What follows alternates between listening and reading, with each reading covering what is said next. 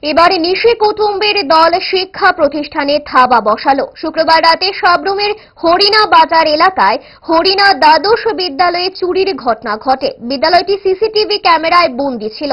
তারপরেও চোরের দল হানা দিয়ে স্কুলের প্রধান ফটক এবং আলমারির তালা ভেঙে নগদ অর্থ এবং সিসিটিভি ক্যামেরার হার্ড ডিস্ক নিয়ে পালিয়ে যায়।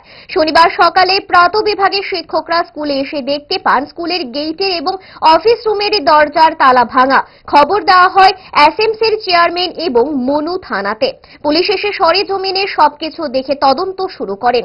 এ বিষয়ে হরিণা উচ্চ বালিকা বিদ্যালয়ের শিক্ষক বিপ্লব দাস সংবাদ মাধ্যমের সামনে চুরির ঘটনার প্রেক্ষাপট তুলে ধরেন।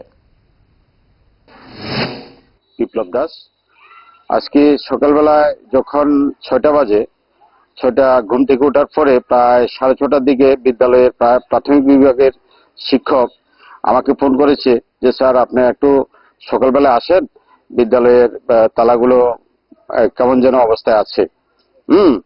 তো আমি সঙ্গে সঙ্গে প্রায় আধা ঘন্টার মধ্যেই আমি বিদ্যালয়ে চলে এলাম। সঙ্গে সঙ্গে এসএম স্যারকে ফোন করলাম, অন্য স্যারদেরকেও ফোন করেছি। সবাই বিদ্যালয়ে এসেছে। প্রায় 7টা সোয়া 7টার মধ্যে সবাই বিদ্যালয়ে উপস্থিত ছিল। তো দেখি বিদ্যালয়ের যে তালাগুলো ভগ্ন অবস্থায় এবং রুমগুলো প্রায় খোলা অবস্থায় আছে। ভিতরে তারপরে আমরা সঙ্গে সঙ্গে পুলিশকে বলেছি।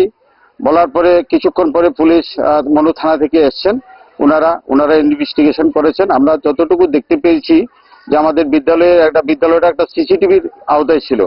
এখানে যে রেকর্ড মেশিন যেটাকে বলা হয় হার্ড ডিস্ক বলা হয়, এই হার্ড ডিস্কটা আমরা দেখেছি টিভির যে পর্দাটা যে ক্যামেরা এই সিসি টিভির যে মনিটরিং, সেই মনিটরিং পাশে যে হার্ড ডিস্কটা নেই সেখানে।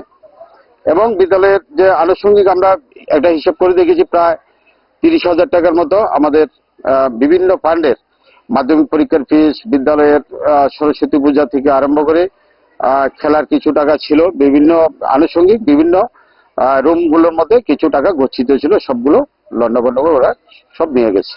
অতটুকু আমরা জানতে পেরেছি। ভালোবাসা বদলায়নি, আর বদলায়নি তারা। 5 দশক ধরে গ্যাস অম্বল ও পেটের সমস্যার একমাত্র সমাধান গ্যাস নল।